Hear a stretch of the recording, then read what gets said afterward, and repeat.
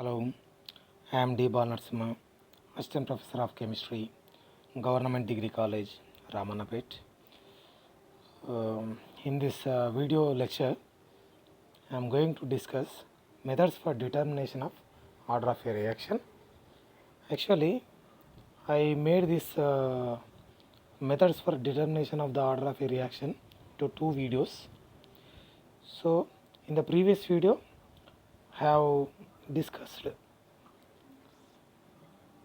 half-life method and want of differential method. In this video lecture, I am going to discuss the methods.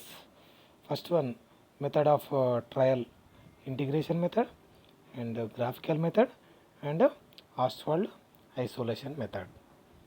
Okay, so methods for determination of the order of a reaction. So a balanced chemical equation in all cases doesn't give the correct picture of a reaction. So rate law and hence order of a reaction are always determined experimentally. In other words, order of a reaction cannot be explained on the basis of only looking at the equation. Suppose there is a equation, suppose AA plus BB gives rise products. Okay, so here we cannot say that it is its order is A plus B. Okay, so by simply looking at a reaction, chemical balanced reaction, stoichiometric equation, we cannot say that the order of a reaction. This is the order of the reaction. So order of the reaction has to be determined experimentally. It is always determined experimentally. Some of the important methods used for the determination of order of a reaction are described below. Method of trial, integration method. Why it is called as integration method? Because we use integrated rate laws or integrated rate equations. Okay, we have derived rate constants of first, second, third and zero order reactions in the previous video lectures. So those integrated equations have to be used. Okay, in this method of trial and error. Okay, this method is a trial and error method. So in this method, suppose we use equations like, suppose k naught is equal to x by t, that is zero order rate constant. K 1 is equal to 2.303 by t log a by a minus x. Okay, log of a by a minus x. So what we do in this method is we put different x values. We find out different x values for different times. Okay, so for a reaction at different times there are some different x values. X means reacted amount of what is that reactants. Okay, so we take these t values and x values of a reaction and we simply put in these equations, integrated rate laws, integrated rate equations. So if we get constant k0 values, that means it is a zero order reaction. If we put, suppose all those values in k1 equation of k1, then if we get constant k1 values, it is called as first order reaction. If we put all these values in k2, that is, suppose k2, what is k2? K2 is equal to 1 by t x by a into a minus x. What is k2 here? Where k2 is second order rate constant. So if we put all t values and x values in this equation, if we get constant k2 values, then the order is called as second order reaction because it is second order rate constant. So in this trial and error method, that is integration method, this is the simplest method for determination of order of a reaction. In this method, the amounts of the reactants consumed after different intervals of time are determined by analysis.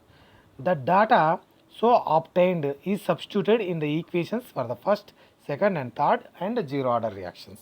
The equation which gives almost constant value of K decides the order of a reaction.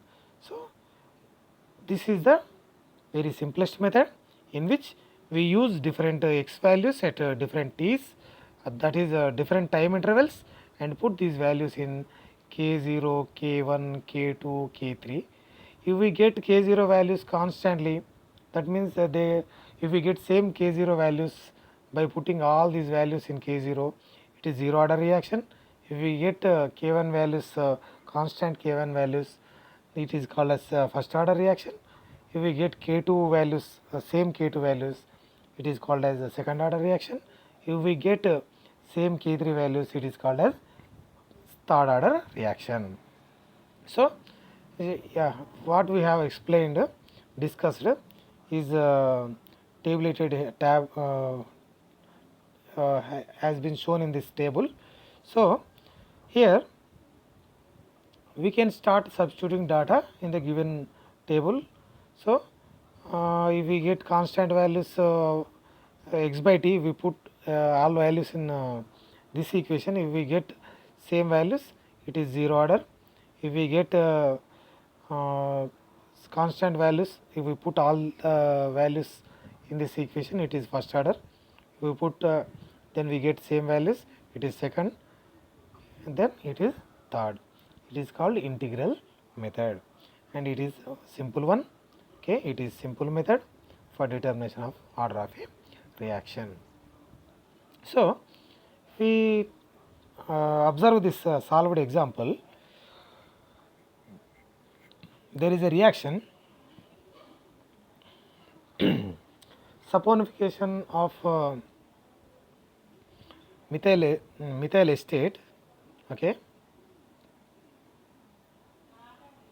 here the data is given. Methyl acetate in the presence of sodium hydroxide is hydrolyzed, so it is giving sodium acetate and methyl alcohol.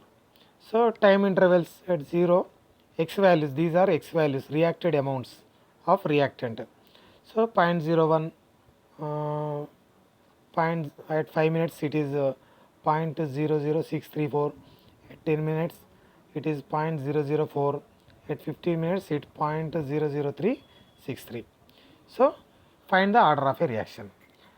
So, he has given all x values and t values. What we have to do according to this trial method, okay, method of trial, that is integration method, we simply put all these values in equations of rate constants 0, first, second.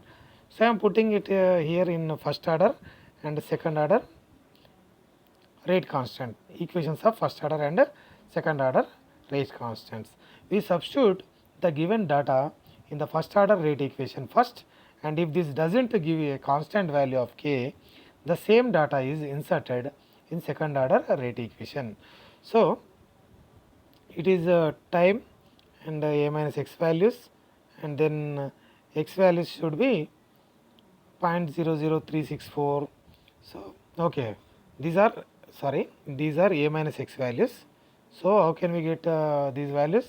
By subtracting 1 minus a minus x, we will get x values. Okay, right. Then by substituting all these values, t values and x values and a minus x values, here in substituting in k1, that is first order rate constant, the values we get are different. So, if we put all those values in this second order rate constant, we are getting same values here. Okay. So, 11.48, 11.55, 11.69. So, it is seen from the above calculations that the first order rate equation does not give constant value of k, but the second order rate equation gives fairly constant values of k. Hence, the reaction is second order. It is second order. Why? We get constant k values if we put all this data in the second order equation. So by simply putting the given data in equations of rate equations, we get if we get same values of k, then the reaction can be called first or second or third according to the rate equation. Okay, right. Next, graphical method. In the derivation of rate constants, we have discussed this graphical method in an indirect way. So by using this graphical method also, we can determine the order of a reaction. In this graphical method, the order of reaction can be determined by drawing a graph between rate of reaction versus concentration. Suppose for first order reactions, rate of the reaction is directly proportional to, right, C to the power of 1. That means R is equal to K C to the power of 1. So by simply drawing a graph between rate of the reaction versus concentration, okay, we get a straight line which passes through the origin, and the slope of this straight line is K, rate constant. So if we get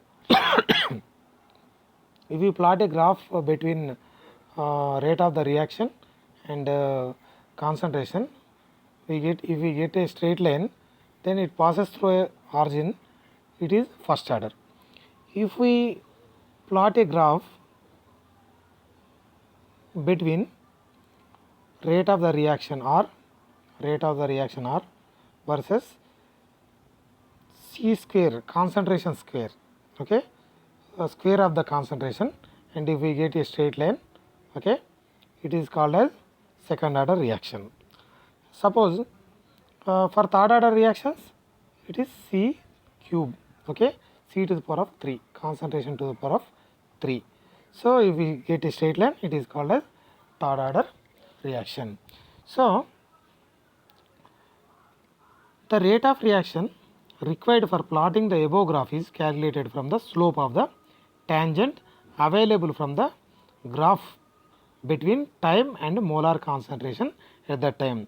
The rate of reaction is plotted against the concentration. Okay, that rate of a reaction remains constant in rate versus concentration graph. It means that the rate is independent of concentration of the reactant. That is, suppose if we get a graph like this,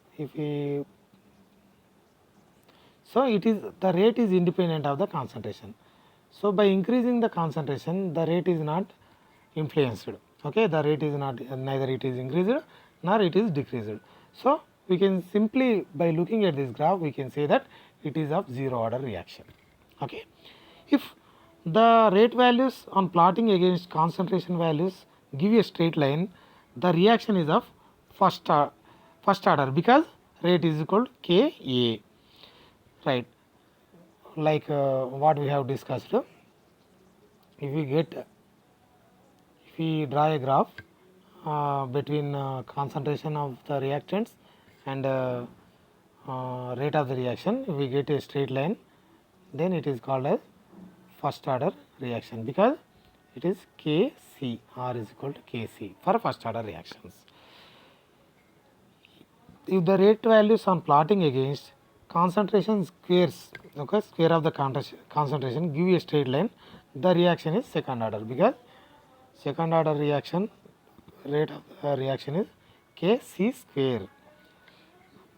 If third the rate values on plotting against concentration to the power of 3, okay, 3 terms of the concentration, 3 concentration terms, then it is called as third order reaction. Okay, right. So all these are shown here in the first graph. It is zero order. So rate versus concentration, it is independent of the concentration of the reactants. Okay, right. In second graph, it is the graph between rate and concentration, so it is first order. If second in this graph, square of the concentration, so it is second order. It is cube of the concentration, it is third order. Okay. So graphical method can also be employed in case of integrated rate equations. In this method, concentration term is plotted against time. The resulting curve will be a straight line only if the appropriate rate equation has been used. The appropriate rate equation and concentration terms for plotting the graph for 0, first, second order reactions are given below. So what we have used this differential equations simply. Okay, here we can use these integrated equations. Okay, integrated equations to determine the order of a reaction. So graphical method can also be employed in case of integrated rate equations. These are integrated rate equations. It is for 0 order, it is for first order, it is for second order. So in this method, concentration term is plotted against time. Here concentration is plotted against time. Okay, concentration is plotted against time.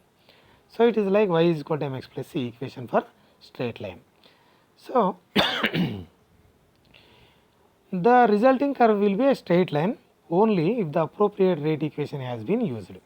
So if we use concentration and time, if we get a straight line, right, then with a negative slope or positive slope, then when we get this straight line, if we put all these values of concentration and t values in appropriate rate equation, then and there only we get the straight lines. Okay. So if we get these straight lines, it is called as the order of the reaction according to the equation. If we put all values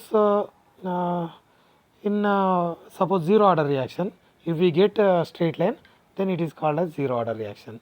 If we get straight line, if we put all the values in time and concentration values in first order equation, then it is called as second order, first order. If we put all the values in second order equation, if we get a straight line, then it is called as second order reaction. So typical graphs of 0, first and second order reactions are shown below. The equations which we have shown here, so these equations, so these are their graphs. Okay, it is for 0 order, it is for first order, it is for second order. So value of k can be calculated from the slope of the straight line. So from these slopes we can calculate rate constants. Okay, so we are getting straight line means it is 0 order reaction. If we get straight line first order, if we get second order, it is second order reaction. Okay, we simply put all a values and t values. If we get all the values in 0 order equation, then it is called, if we get straight line, it is called as 0 order reaction. If we put all those values in first order equation, then if we get straight line, it is called as first order reaction. We put all these values in second order equation, if we get a straight line, it is called as second order reaction. So this is about graphical method. With the help of graph, we can determine the order of a reaction. So, and the last one is Ostwald's isolation method. It is one of the simple one. In this method, we isolate one reactant from other reactants, okay, by taking the reactant in excess amount. So suppose here there is an example, Ma plus Nb gives rise products. To determine the order of this reaction, we simply first in case 1, first step, we take this A, which is one of the reactant, in excess amount. Okay, if we take this in excess amount,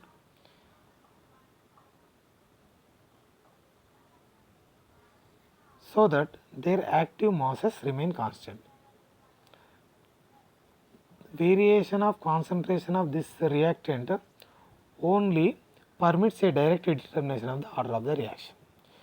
So, simply Ma plus Nb gives rise products. If I am taking this in excess amount, then the rate of the reaction depends upon the concentration of B only. Then the order of the reaction is N, and this is case 1. Case 2, we take in case 2 this B should be taken in excess amount. Then the order of the reaction is Ma. So, it depends only on the concentration of the A only. So, the order is M. So, overall the order of the reaction should be N plus M. Okay. In this method, we take suppose there are 3 reactants. Suppose there are 3 reactants, AA plus BB plus CC gives rise products. So, in first case, if I take B and C in excess amounts, then the order of the reaction should be A. In second step, if I take A and C in excess amounts, then the order of the reaction is B. In third step, if I take A and B in excess amount, then the order of the reaction is C. Then overall order of the reaction is A plus B plus C. So, what we have done in the first step is we have taken B and C in excess amounts. So, they will not have any influence on the rate of the reaction. So, the rate of the reaction only depends on the concentration of A, and the order of the reaction is A. In case of B, second case, A and C is taken in excess amounts. So, the order of the reaction is B. And in case, whereas in case of 3, we have taken B and A and B in excess amounts, then the order of reaction is C. So, overall order of the reaction should be A plus B plus C.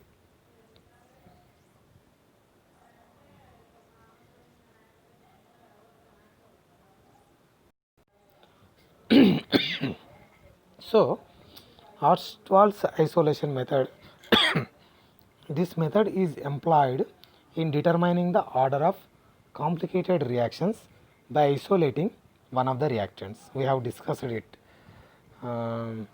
This is achieved by taking all but one of the reactants in turn in a very large excess, so that their active masses remain constant.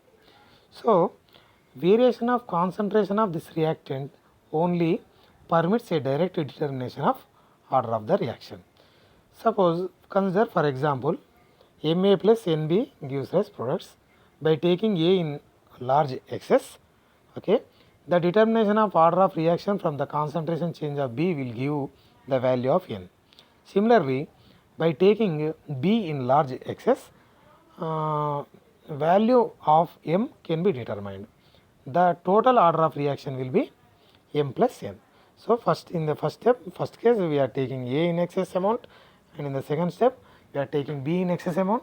When we take A in excess, then the order of the reaction is N, and when we take B in excess, then order of the reaction is M.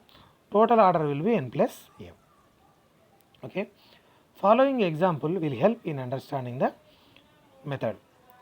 So, here SnCl2 plus 2 FeCl3 gives rise SnCl4 plus 2 FeCl2.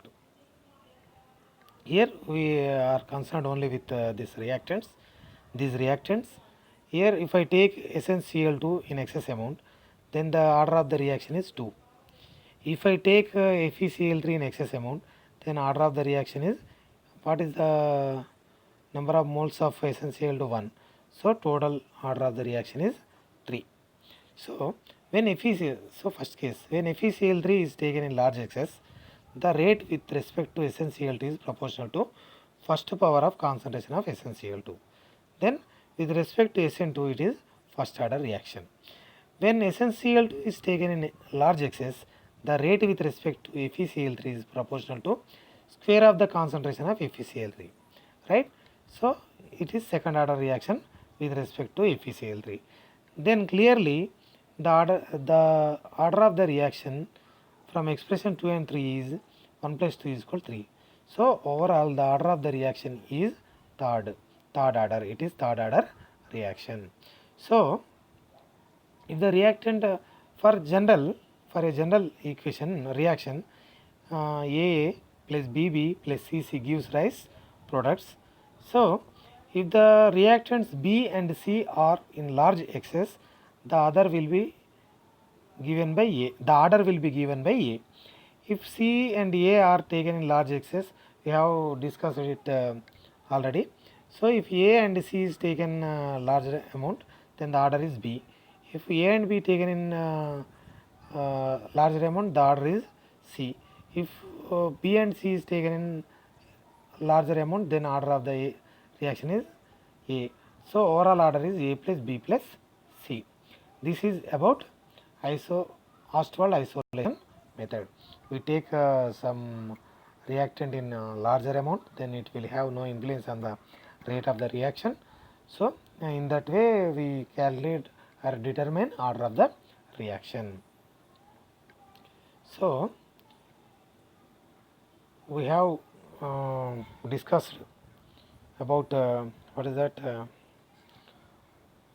trial method or integration method.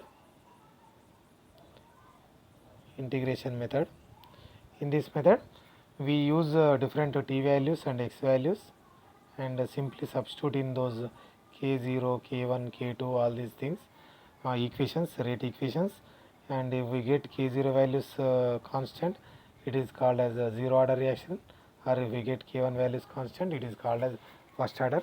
In this way we decide the order of the reaction. In the second method which is graphical method, by plotting graphs against rate of the reaction versus concentrations, so we just simply determine the order of the reactions. So and the third one is isolation method. In this method we simply take one reactant in excess amounts and determine the order of the reaction. This is about integration method, isolation method.